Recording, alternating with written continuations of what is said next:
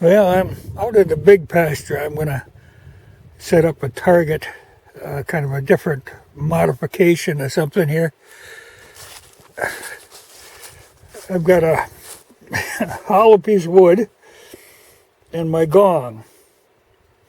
And I'm going to rig that up. But before I do, I was looking around, and from that day I was shooting the Thompson, that's at about 225, I could see, my bullets were just falling short. See all kinds of them laying here. And that was at the 260 setting. A lot of lead to recover. But remember I said at that 275 they were going high? Well, there they lay. So, before I do anything, I got to collect lead. That's always good.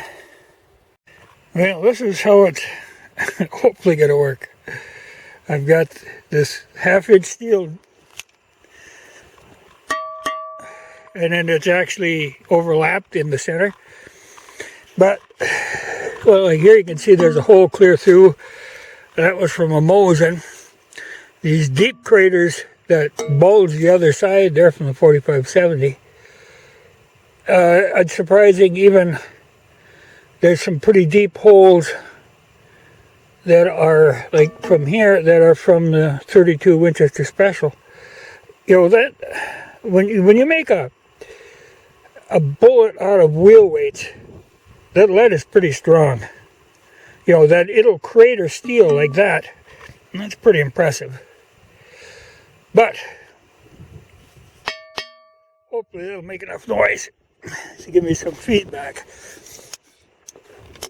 Here's what I've done. And I've got the hollow log. So if I'm anywhere in the green, I should get a ring out of it. But this wood is basswood, so it shouldn't crack. Basswood is really fuzzy kind of stuff, so it should be able to take a few impacts if I don't knock the whole rig over. Because, 4570 hits pretty hard. It could actually knock the whole rig over after the first time I hit it. But I'm going to staple the cardboard on so that I have something to keep bullet fragments from bouncing back. If you pull a target right on the steel gong, it just, when a bullet hits, the lead splatters and just tears the target. It just scours the whole surface clean. So this way, hopefully it's far enough back, and good chance that the bullets will drop down and fall underneath. That's the plan. And that is the pile of lead that I picked up. If I was real lazy, a guy could wash them off, lube them up, and fire them again. They're not hardly even deformed. Only a couple of them that hit other ones. But I'll tack this up and then go. The place where I'm going would be right over the roof of the vehicle. If you see that line of popple trees back there, the kind of a pale colored tree, that's where I'll be shooting from. There's a high hill there that just barely clears this other hill, but it'll give me 500 yards. Well, it's windier than I'd like it to be, but I think I got the camera in a position where it won't pick up too much racket. It's gonna be a stretch. What I did was set my sight at the highest sight on my regular front sight, then lined it up with this one to get it just a little bit higher. At the moment, the target is in shadow. It's very easy to lose track of that.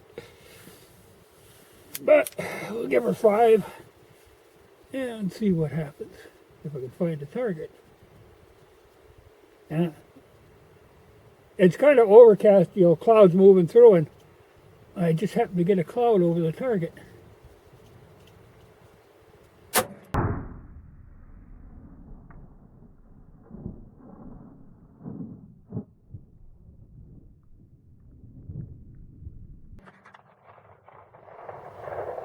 Yeah, I can't see at all where that went.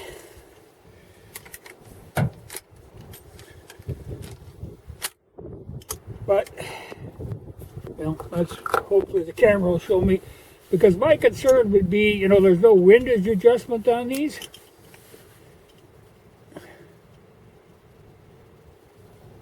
You know, I can always go up or down, but sideways I might have to do a little messing around.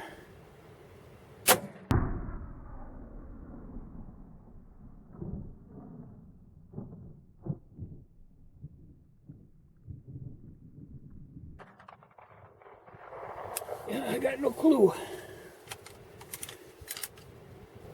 But I don't hear the gong ringing, but I'll put 5 in it and then I'll go over there and see what's happening. I can maybe see where they're hitting.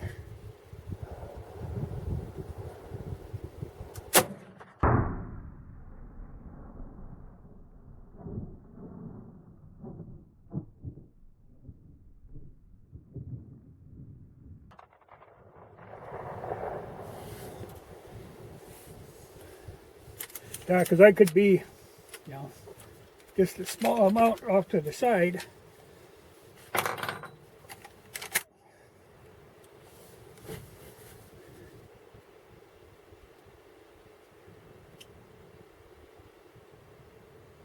Well, to be on the safe side, I'm going to run her up just a little bit.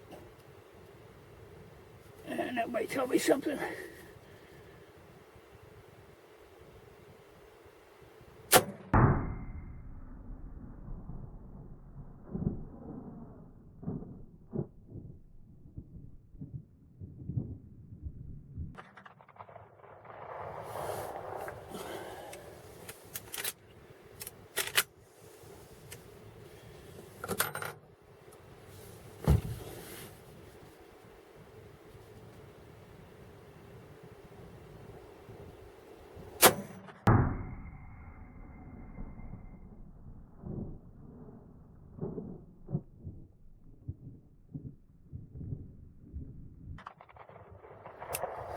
Well, I'll have to go check.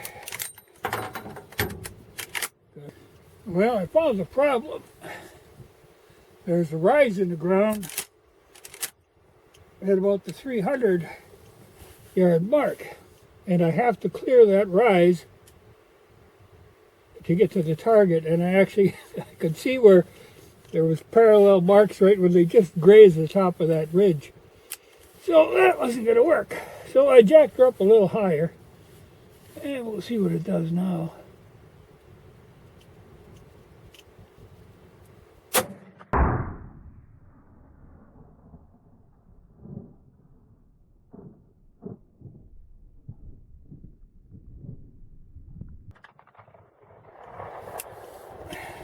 Can't see a thing.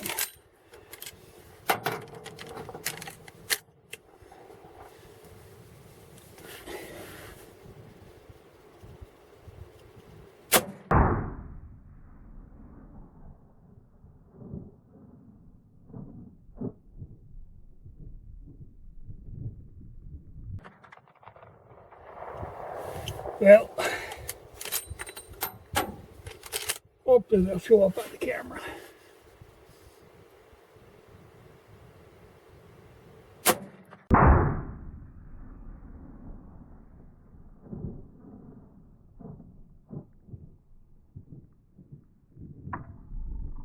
Because I at least want to know what kind of windage I have to adjust for,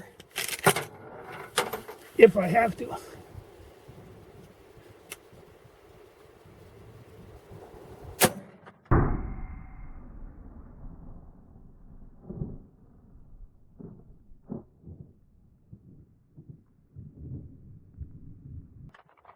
Because elevation I got enough of. Just got to find the right setting.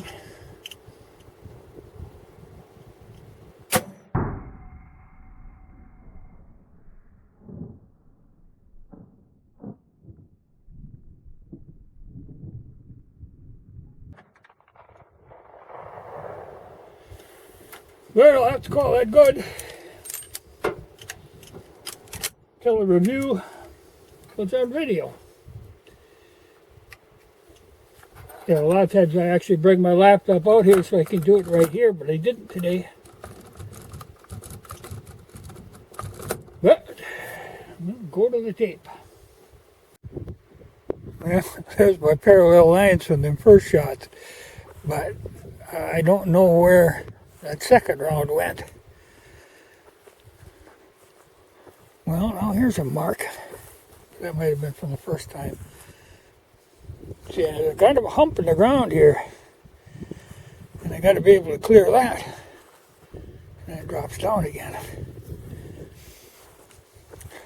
You know, I can see looking at a straight line, I'm looking right toward the target, but with a 45-70, you're kind of lobbing them. So I got to clear that ridge.